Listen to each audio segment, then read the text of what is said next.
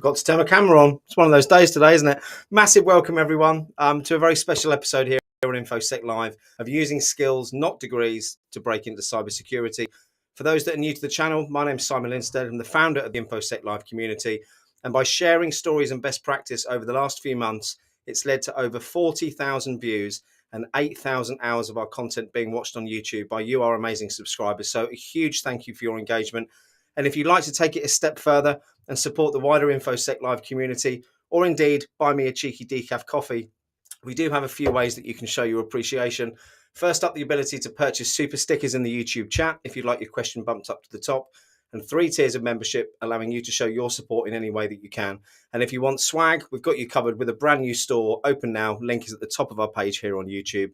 But whether you join or not, being here and engaging with our content is what really matters. So if you're watching this live, please do like and subscribe. We try to make these as interactive as possible, so make sure you drop any questions that you have in the chat. And today I'm joined by the founder and creator of World of Haiku, Eric Basu. Eric's a serial entrepreneur and veteran who's founded several companies. He currently serves as the CEO of Haiku Inc, a developer of gamified cybersecurity training solutions. And he also serves as a venture partner with the Veteran Fund, a venture capital fund that focuses its investment on veteran and veteran spouse-owned companies. As a former US Navy SEAL commander who graduated from San Jose State University with a Bachelor of Science in molecular biology and holds an MBA from Anderson Graduate School of Management, he's completed both the Harvard Business School and Harvard Law School negotiation courses. Get my breath back. Bit about Haiku. Haiku is the first video game that teaches actual hands-on cybersecurity skills and connects players to jobs. This is a really exciting bit for me. They've designed their games to fill the workforce gap by expanding the number of people who will be interested in a cybersecurity career. They've also used the ways in which video games teach skills to convey the skills players need to get jobs. And finally, they measure those skills and use them to connect the players to the jobs available in the market. Bit of exciting news. We're going to be giving away, thanks to the InfoSec Live community, 5 free vouchers for our listeners today. So make sure you jump in the chat to get a chance to win. But before we bring Eric on, I want to do something a little bit different today. Now, this might not work properly because I'm having a bit of a technical nightmare today. But World of Haiku's trailer on YouTube is one of the best trailers I've ever seen and gives you a really, really good insight of what the game's all about. So I'm going to attempt to give you a quick sneak peek now. Let's see if this works. Here we go. Turn that one on and press play. Transmitting new intel. A worldwide nuclear event is imminent. You must stop the launch. Enter the world of Haiku and join the next generation of cybersecurity professionals.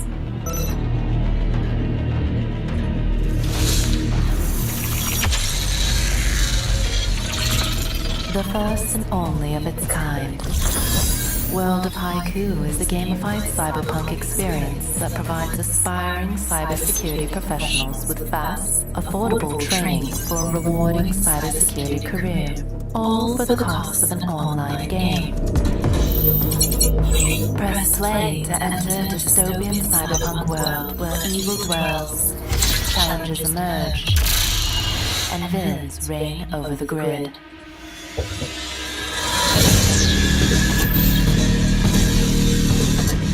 As you advance through the game missions, you gain real-world cybersecurity hacking skills with each progression.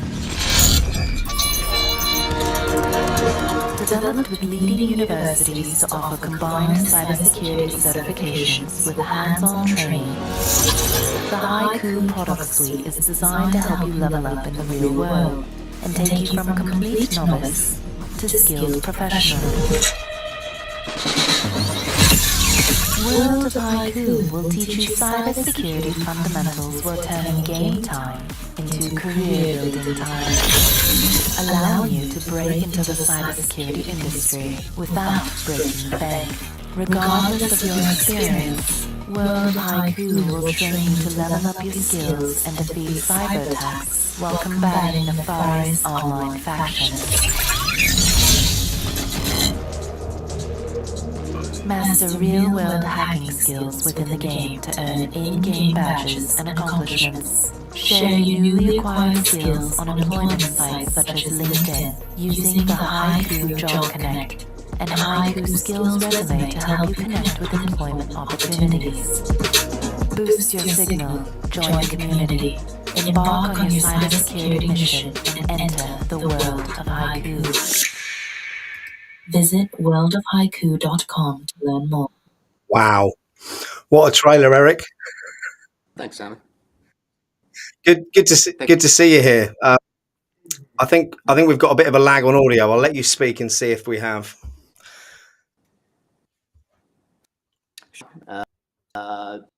Yeah, I appreciate that trailer. It was a lot of fun, with the exception of the lady. She was an actress. Everyone else or friends of Haiku cosplay. They actually made their own costumes, used those same costumes at comic. That's amazing. I'm so impressed. And what was it that drove you to create this amazing game, Eric? It was very much facing my last company. Ran it for 20 years. Cybersecurity people, the department, and we did. Continual problem is that when people would, it didn't matter about the degrees they had, certifications they had, skills were lacking. You can tell that from the resume, right? We give them, hands-on skills, you just couldn't do it. And I think that's something I think resonates with them as well, is that people don't have the hands-on. That led me to develop that last company, Deloitte, and we immediately formed Haiku, video game developers. I originally came up with the idea for a cloud cybersecurity training book because 8 or 9 years ago, by 2021, it hacked me, hack the box. We have a number of different tools out in the market, and so as we went to market, well, what do we do that's different from them? Decent products that are out there, with the dev team trying to figure out how to teach people, because anybody gamers, they know the games teach you something. Playing Elder Scrolls, if you're playing, sorry, my mic here, because they're having trouble hearing Elder Scrolls. Yes, it just keeps it keeps cutting out every three or fourth word for some reason. I'm not sure why. Oh, that's really weird. Okay, now I'll try to get a little closer. Does that help?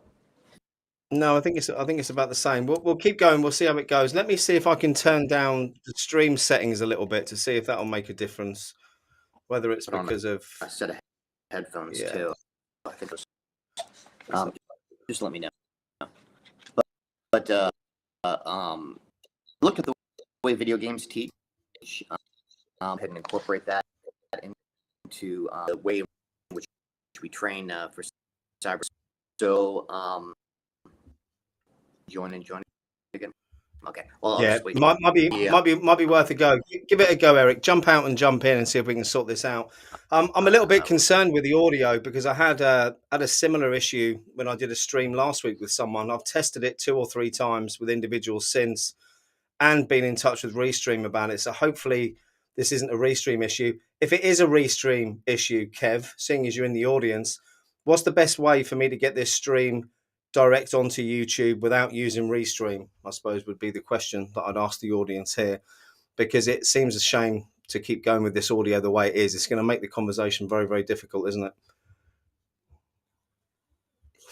Let me check my settings.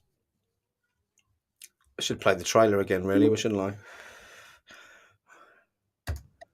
Right, let's try that. All right, I tried a different browser. Maybe this will work a little better. How's that so far? It's absolutely perfect. What browser are you on now? I'm on Chrome now. I was on Safari before. Cool. Chrome tends to be more compatible. Yeah. So there we go. So can I be really awkward and ask you to repeat everything you've said? Sure. I said Simon is the best guy ever. He's That's not true. He's a powerful man. Um,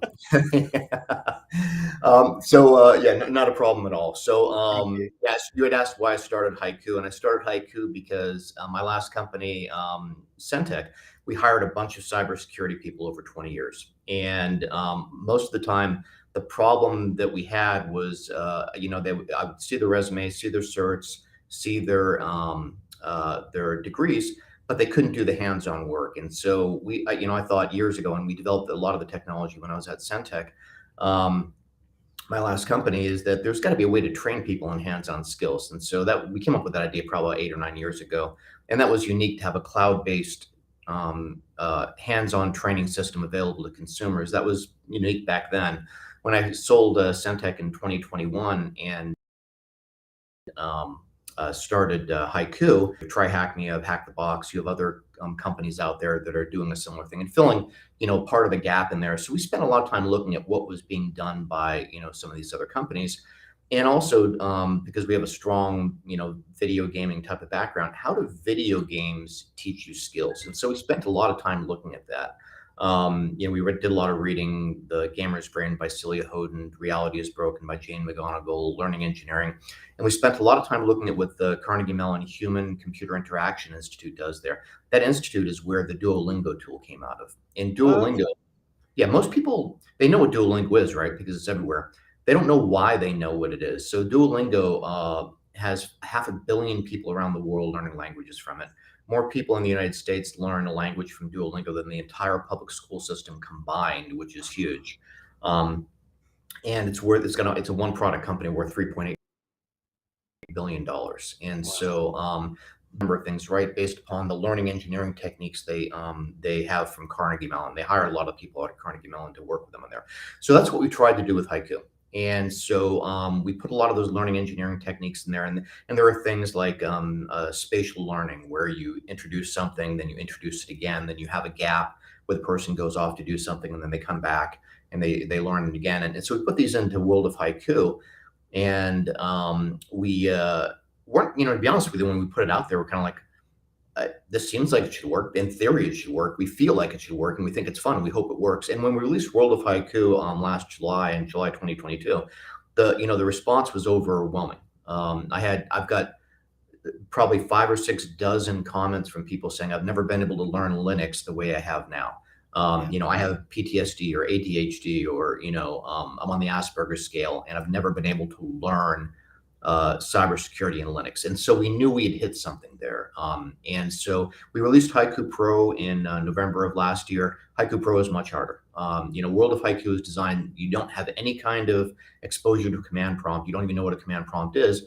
By the end of the first section of the game, then you have not only a good ability to work at a command prompt, a Linux command prompt, but you also understand the basics of offensive and to a certain amount of defensive cybersecurity. Haiku Pro, we actually take you and we stick you into an AWS-based computer range, and you've got to go in there and find goals. So you've got to know how to use a Kali Linux box. You've got to know what all the tools are. You've got to know what reconnaissance is. And so it's definitely a step up. And we're actually, one of the things that our big initiatives for 2023 is closing the gap between the two, so that when you finish your World of Haiku, you can actually move over, in a much smoother transition to Haiku Pro. What are you doing to address that gap? What are you introducing? A few things. We're making some easier ranges. Haiku Pro uses ranges, and so we're using some easier ranges. We actually found it's kind of funny. Mark Bolong is one of our he's actually our chief operating officer, former SEAL captain. He kind of keeps all of our cats on meth herd, keeping all our creatives on track. But I said that you're in the picture. Sorry, my wife behind me. Excuse me.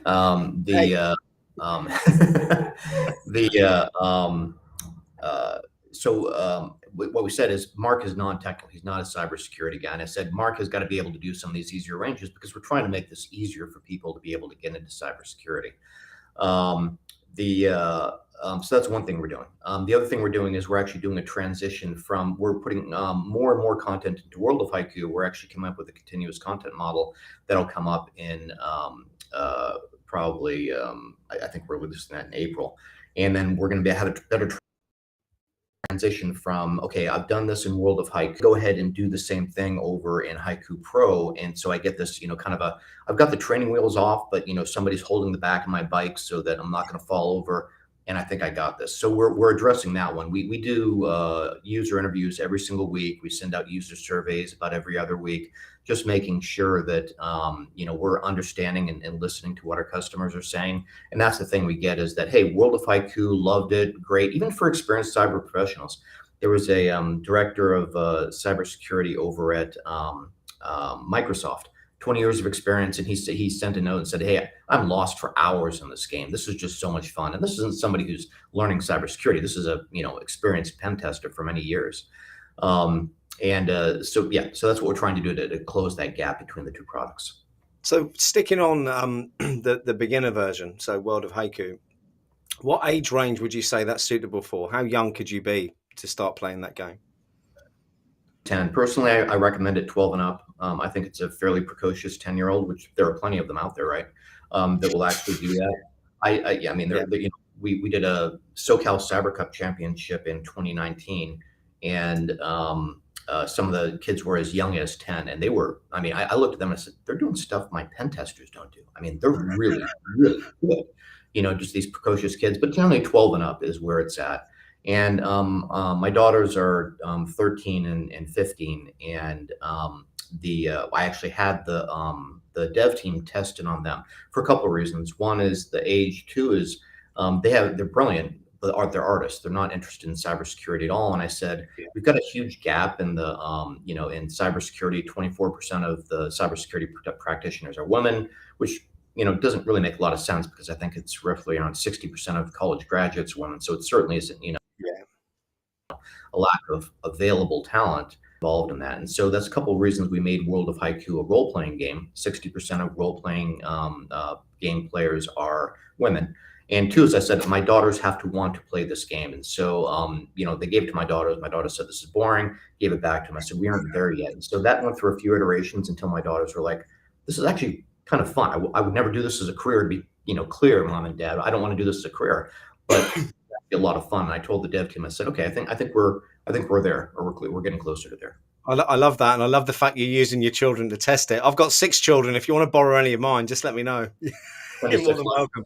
Yeah, absolutely. Yeah. It's my 17-year-old's actually just registered for it. He's doing technology levels over here in the UK, and he's on his second interview for a junior cyber security analyst position at Aviva here in Norwich. Yeah. So for him, he doesn't know much about command prompts, and he wants to understand that more. So I introduced him to the game last week. So I'll speak to him tomorrow and see how he's been getting on. But my 14-year-old is a bit like your daughters. He'd have absolutely no interest in it, but he will sit there and play video games for 3 hours at a time. So again, that's the bit I love, that you've taken the way people are now learning and utilized that to help the cybersecurity industry bridge the gap, or the perceived gap, the skills gap that we've got out there at the moment.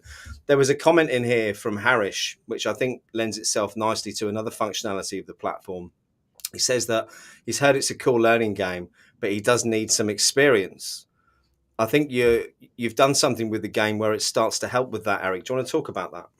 Yeah, absolutely. So it's interesting, Harris, you said that, because as I was playing that game, I was actually doing competitive playing on Try Hack Me.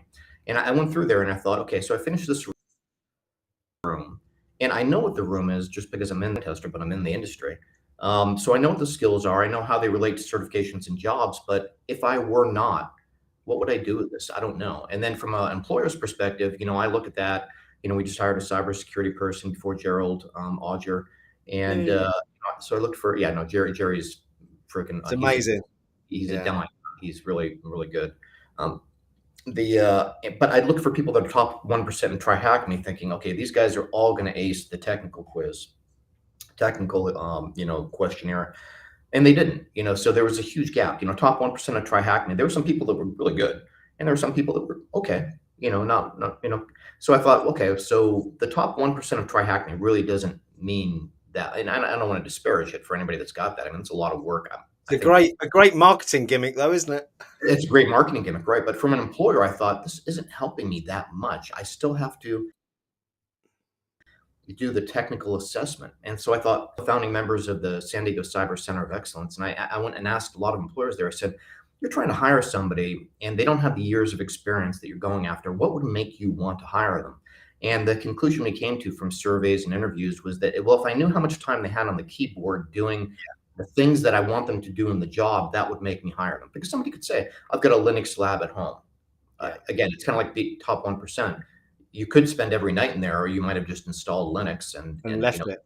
Right. Yeah. And then you didn't do anything. I mean, there's a huge, it doesn't tell me what the skill gap is, but saying, for example, there's 100 hours of offensive cybersecurity on the keyboard, they said that would be key, but nobody can do that.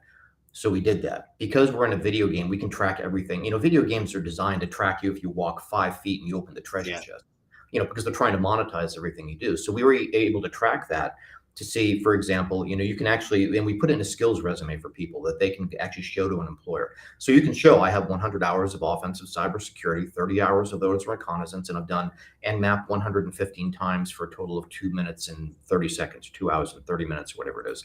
And so that's revolutionary. Nobody's done that in any of the other tools. And I think a lot of them would actually have a hard time doing it. If you're like a cybersecurity video provider, how do you measure the hands-on skills at a keyboard? You can measure if somebody watched your video maybe, but you can't tell if somebody's actually done it, even with the labs that you do. So that's one thing we did. The other thing we did is because we're measuring the skills, we actually pull in jobs that are related to those skills. So if somebody's using ifconfig, I can pull in a job that asks for ifconfig. Now the job inevitably is going to require a whole bunch of other things they don't have, but it lets people get an idea as to what their brass ring should be. They can go, okay, well, this job, SOC analyst, I haven't heard of that before, but it sounds interesting. So rather than getting their cert and showing it up at a job fair and saying, hey, what kind of job can I get with this? They already know it. Ideally, they've already applied through the program and hopefully gotten a job. I was on LinkedIn and I saw somebody say, hey, I got my first job because of Haiku. And I thought, this is strange. Is this one of our case studies? And it wasn't. So the only reason I knew it is the gentleman tagged Haiku, and I told my marketing team, I said, can you do a case study on this guy? This is amazing. And, sure enough, we did a case study on Joshua Labre. I mean, just brilliant young guy. Doesn't know us from Adam. I didn't know him, from Adam, but he just, said, hey, I played Haiku, and this gave me the foot in the door to get my first job. So we're already seeing just in a few short months that kind of response from the community. That's amazing. If I use myself as an example, I went from having a lifelong love and passion for technology, and even when I had my own business and we had a managed service provider who we paid to kind of troubleshoot and do the KevTech help desk support stuff, I was still the one with my hands on the keyboard doing the fixing because I really enjoyed it. So that lulled me into a false sense of security, thinking that I had quite a bit of knowledge about the industry. So my journey began with Hack the Box. Try Hack Me wasn't around. It came out, I think, a year after I started learning it. And I fumbled my way through installing Linux. It was all trial and error. I spent about 9 months doing that and getting used to commands and practicing. I created notes on Cherry Tree, decision trees, all these different things of the commands. Then I found Hack the Box. And a little bit like the top 1% on Try Hack Me, I got pretty good at it. So I was, starting to feel pretty confident that I knew what I was doing. I then made the mistake of, I had a job interview with a company called F-Secure, who basically said to me, go and get your OSCP, Simon, and we'll give you a job. Well, I didn't know what that meant, Eric. And I spent, you don't want to know how much money we couldn't afford and didn't have at the time on lab time and exams that I failed. And the reason I failed it is because I had no idea of why I was doing the things I was doing in the first place. So I'd learned all these techniques, learned how to do these things, put Simon in a real world situation and get him to apply that. I was screwed. So talk to me about how Haiku helps with that. Sure. I'd like to address one question I saw in there. How does it compare to 19.4 and Hacknet, as they are similar? It's interesting. So as we looked at those, I looked at it and said, okay, so what are these other games out here? These are pretty popular names. I think there's 7 million downloads for Hacknet. And I went through those and we played them because they're fun. And I said, nobody's going to get a job from playing Hacknet because it doesn't teach you real skills. I mean, you can go and type in the things that you learn in there, but you're not going to get a real job at. But it's fun, right? It's kind of like, if you're NASCAR, you're trying for NASCAR and you want to, be able to go and, play an online game. You're not going to get into a race car from playing an online game. You might get it from doing go-karts, right? Yeah. Which I would call maybe in that case, our games are much like a go-kart preparation for NASCAR than it's interesting what you say about OSCP too. I've been hearing that a lot from people is the OSCP exam is so hard, so expensive, to a lesser degree, the PNPT. And so we're actually working on paths down there to give people the ability to far more cost effectively practice their skills in a real environment before you spend $500 on the test. Yeah. And so that's one of the things Jerry Odger and I are working on very closely to try to get that out in a few months. I look at that. Somebody took it twice and failed. So Paul Rogers. So that's exactly what I'm trying to do. Is Paul's also a very experienced information security professional, so he's been in the industry a while as well. So it's nice to hear that I'm not alone, Paul. Thank you. Right. Okay. I hate their tagline. Try. Yeah, I hate it too. Yeah. So if I were marketing for them, I'd be looking back and going, "Oh crap, this isn't going the way we wanted it to," right? But what we're trying to do. So the OSCP though, like one of our OSCP, and generally that's a pretty good measure of how good you are. But the path to get from not knowing anything, I know other people that say I'm going to go for the OSCP, and I look at that and go, maybe try something a little easier first. These are pretty hard exams. I can say with confidence I would never be able to pass the OSCP exam in my life because I don't have the time to sit there and practice pen testing, for that hours and hours required. So that's what we're trying to do is we're in Haiku Pro, you're going to see this in the next few months. We're going to start to have these paths where you can actually practice very similar tests to what you're going to find in the OSCP, but it's a far cheaper experience. It's going to be more more costly than our current premium subscription for those particular ones, because in order to build those things in the cloud where you've got a whole Active Directory and you've got a Windows network, it costs a lot of money to actually build those and then run those for people. So we can't do it for the very cost-effective method we've got right now, but it's like a fraction of the price of what you pay to take the exam and fail multiple times. Just digging back into the chat, Kev Tech, good to see you as always, Kev. Always go back to fundamentals and understanding what you're doing. I completely agree with you, Kevin. That's what I didn't do. So I missed out the whole networking piece, I think, on my study. I went A+, Sec+, kind of just missed out that middle bit. Can Haiku help with that, understanding the fundamentals as well? And if so, how? That's World of Haiku to a T, and we're building more into World of Haiku, as I said, in a couple different ways. So World of Haiku, a lot of people don't realize this. We actually built an entire simulated Linux operating system in the Unity game engine.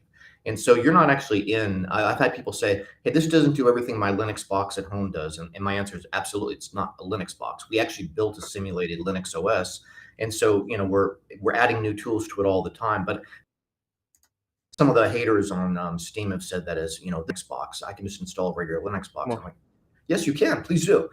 We're trying to teach people who can't install a regular Linux box, type in man, get 30 pages and figure out what switches they want. I still have nightmares about library errors and issues now, even 3 years back.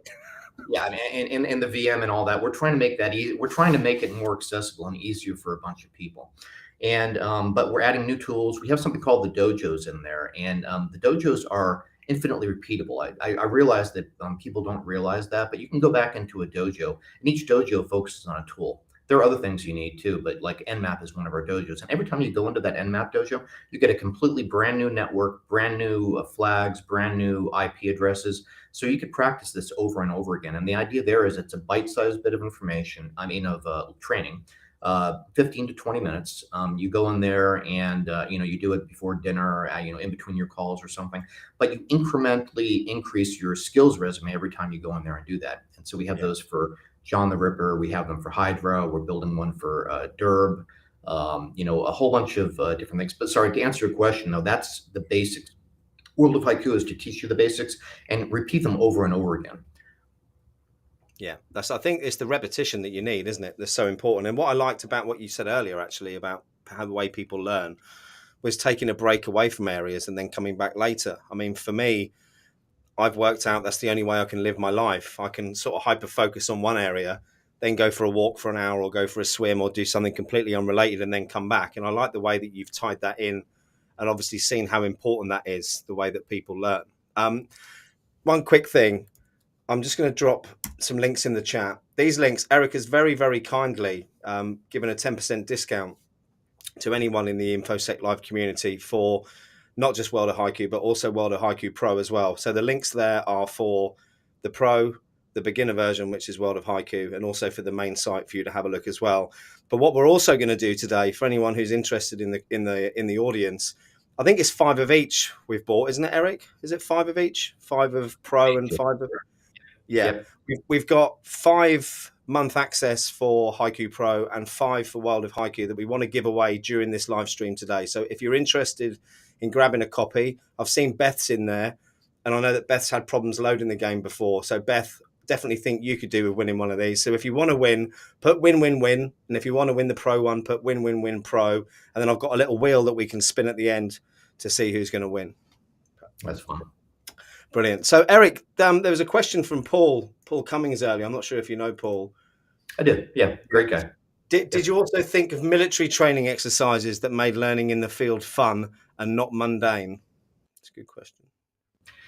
It's interesting that, and I've been talking. So in the military, I was an officer on the SEAL teams, but it kind of applies to all military training. Is that their military is specifically concerned about what you can do hands-on. They don't care. Degrees are unimportant unless you're trying to get in the officer corps.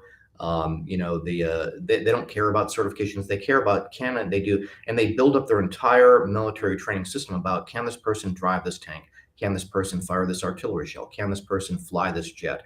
It's all about practical hands-on. And so there's a lot of parallels between what we're doing and what the military is. Far less on theory. And I don't want to disparage the college degrees. We're actually teamed with San Diego State University and the Citadel and some other universities to basically offer hands-on training to complement the college degrees. I mean, we're talking about the fundamentals. If you don't understand the OSI layer, then you're never really gonna, you'll never be able to have an idea what level you're trying to work on. And so these sort of things are very, very important. But there are a ton of providers out there, and that's why we didn't do that. I mean, you've got Cybrary, you've got tons of very good video and traditional education providers. But so what we go in there, we specifically focus on the hands-on, creating that muscle memory. As somebody noted, we had somebody who's actually a cybersecurity professional who said, I've actually never had muscle memory in Nmap because I never needed to. This is actually pretty cool. I actually know all the switches by memory now, and I can just do it without even, doing a man on it, because, they never had to have that muscle memory. Now they do.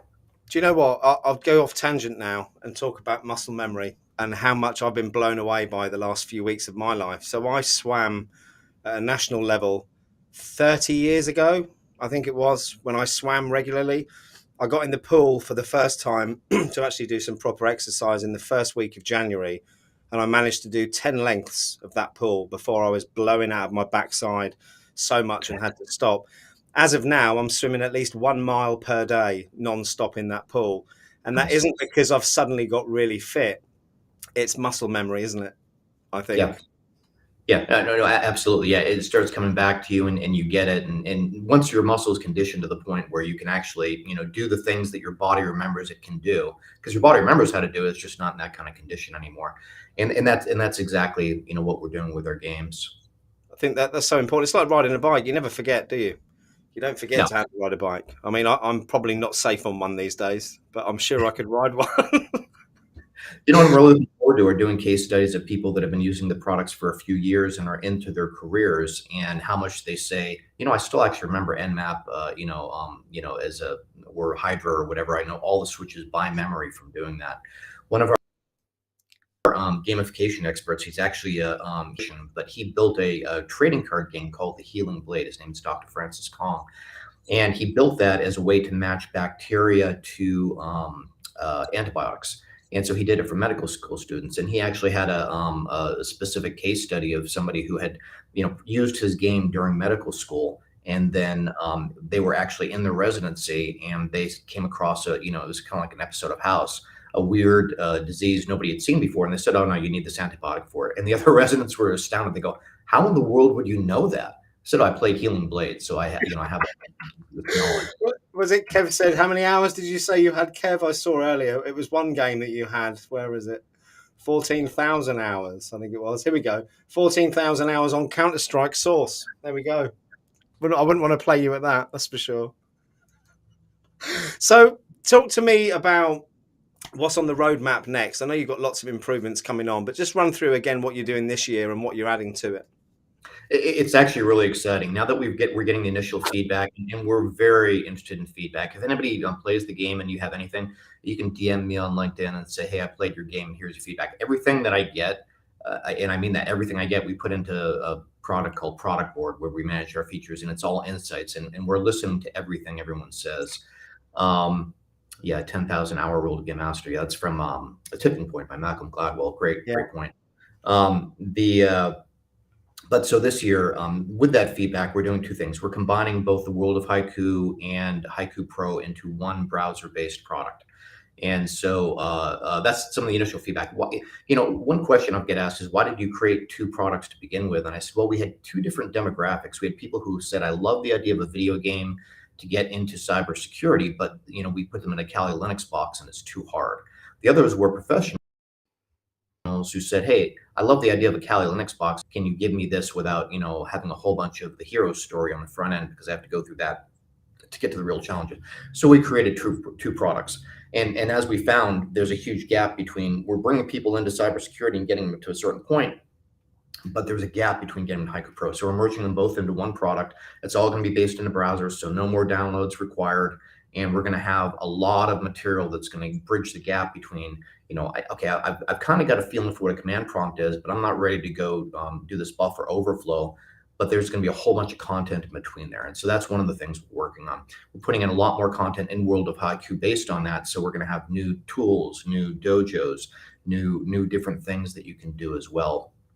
We're increasing the story as well, but we're not really focusing on people love the story, but that nobody's going to play us instead of World of Warcraft if their goal is to go roam around a world for 10,000 hours. And people come to us specifically because they want to get into cybersecurity, or they're a cybersecurity hobbyist.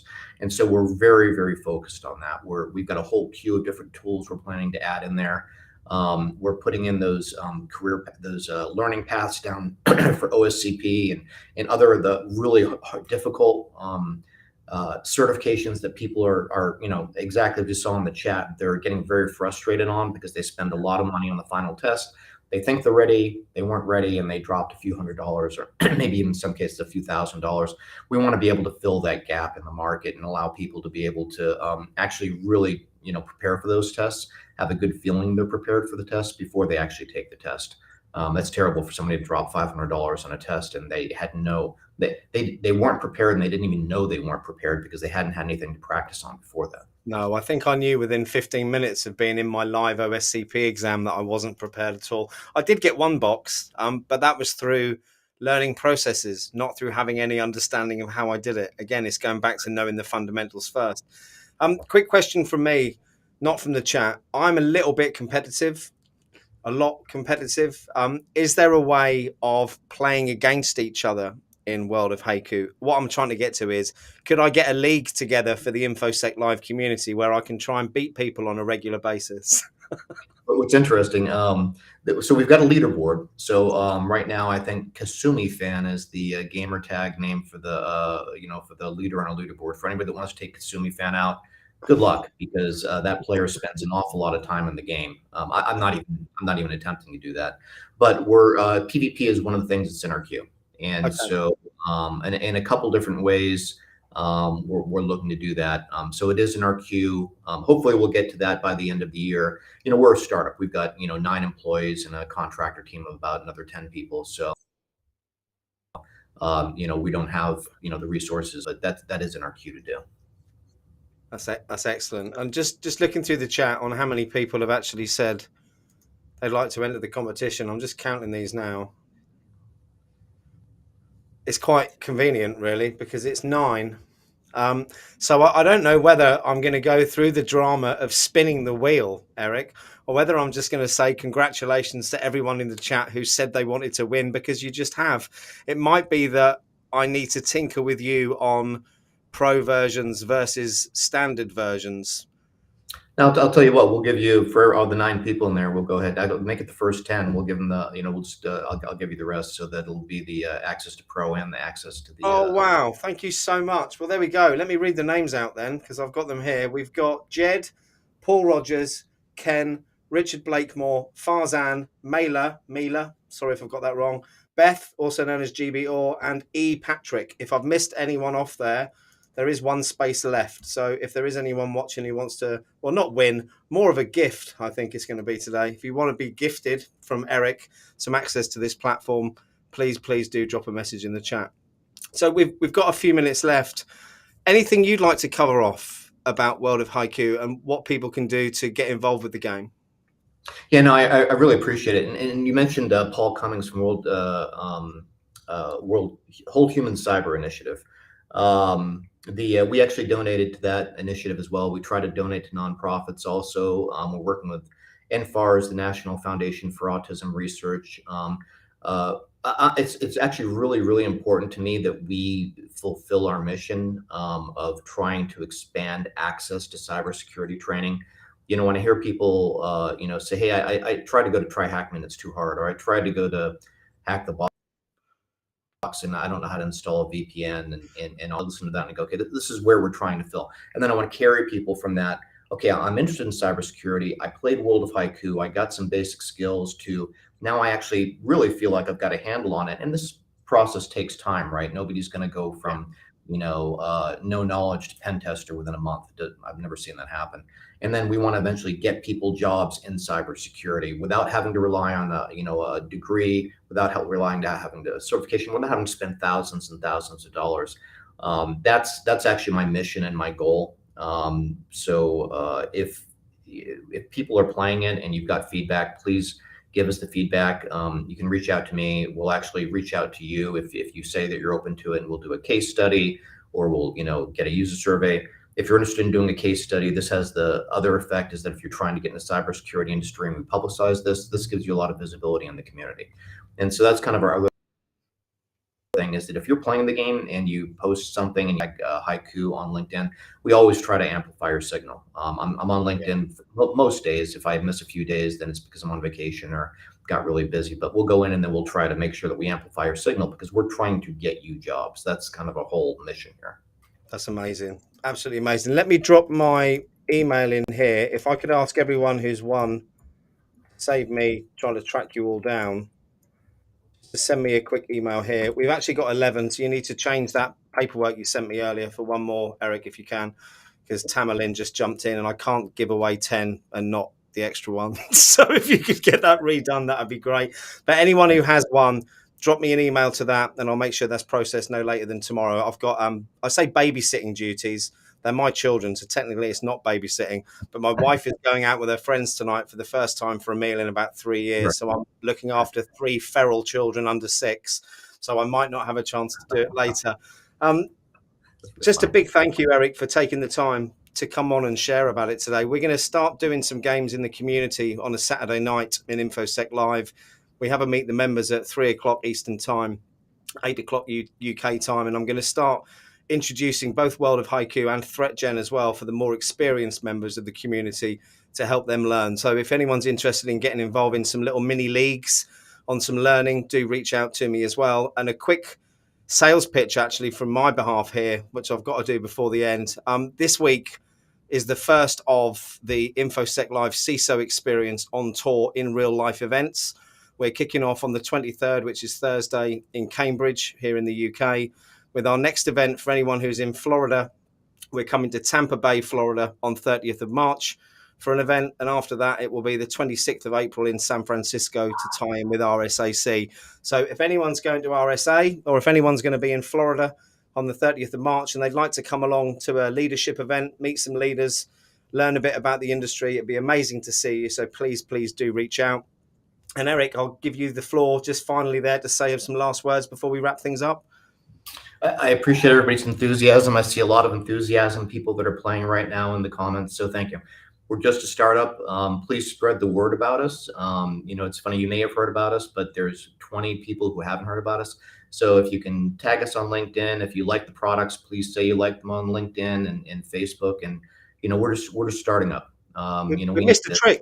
We've missed a trick, Eric, haven't we? Because what we should have said for everyone who's going to win is it'd be really nice if you did a post on LinkedIn thanking World of Haiku and the InfoSec Live community for the opportunity. So if you don't mind and you are on LinkedIn and you want to Please. do a little plug for it, it'd be most appreciated by both myself and you as well, Eric, I think.